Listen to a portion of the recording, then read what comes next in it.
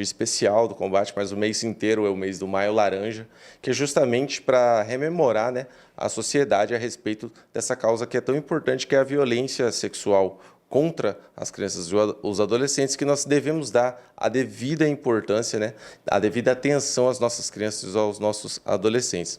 Bom, a violência sexual contra esse tipo de vítima, ela é uma violência silenciosa, né? E por isso a gente tem que tomar o máximo de cuidado e prestar o máximo de atenção, principalmente quem é pai, mãe, né? Nós sempre recebemos, por exemplo, aqui na delegacia, as denúncias advindas, né? Justamente dessas pessoas, dos pais, das mães, às vezes um professor que percebe um comportamento estranho.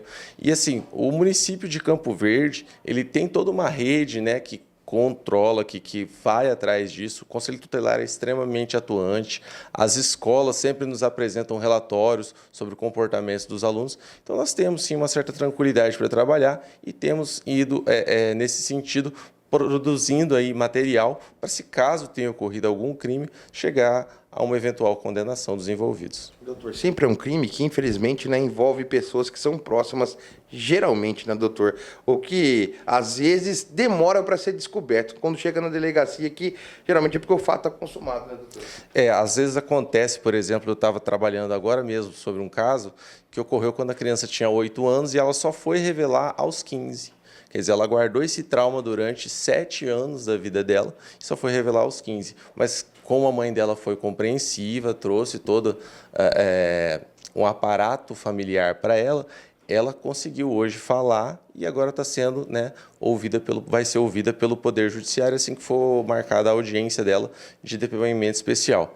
Importante até frisar, dentro dessa seara de apuração desse tipo de crime, é que esse tipo de vítima, essas vítimas, por serem vítimas hipervulneráveis, que a gente chama, por serem menores e terem passado por um trauma muito grande, elas sequer são ouvidas aqui na delegacia. Então, a vítima que quer denunciar vai se fazer simplesmente um boletim de ocorrência bastante simples, sem detalhar o fato, e depois vai ser ouvido unicamente e uma única vez em juízo, lá diante de um procedimento chamado depoimento especial, onde sequer o próprio magistrado, o promotor, membro do Ministério Público, defensor do suposto agressor e também demais pessoas vão ter acesso direto à vítima. A vítima vai estar conversando com uma psicóloga e vai passar por um procedimento extremamente leve, tranquilo, que visa ali trazer com o mínimo de trauma, reviver aquele momento para que ela possa apenas se expressar e contar o que realmente aconteceu.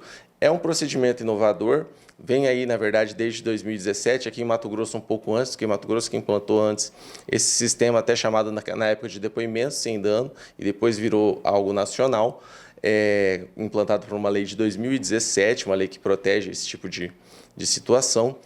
E é importante frisar isso para as vítimas, para que elas saibam que a delegacia é um ambiente acolhedor.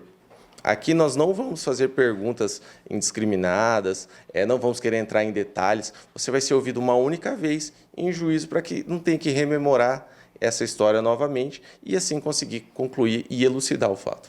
A delegacia de Campo Verde, ela tem tido êxito, né, doutor, nessas investigações, sempre conseguindo elucidar os fatos, tanto quando tem realmente culpados, quanto também quando são histórias inverídicas, né, doutor? Sim, tanto quanto há culpados, quanto são histórias inverídicas ou, às vezes, suspeitas exacerbadas, né? Às vezes um pai, uma mãe exagera, mas isso não quer dizer que não tem que ter esse exagero. Eu prefiro que um pai e uma mãe seja hiper cauteloso e traga aqui para que a gente faça uma análise, do que um pai e uma mãe que não zela, né? Nós estamos falando de criança e adolescente.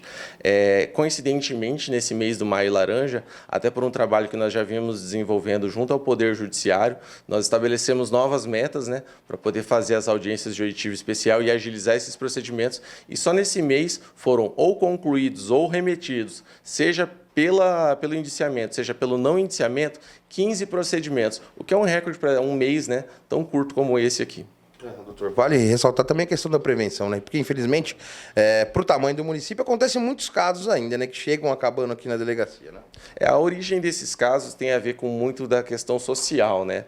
A prevenção, eu creio que ela tem sido feita, as escolas, elas têm um trabalho magnífico nesse sentido. A gente vê, eu recebo relatórios de psicólogos, de membros do Conselho Tutelar, e a gente vê que eles têm, sim, agido.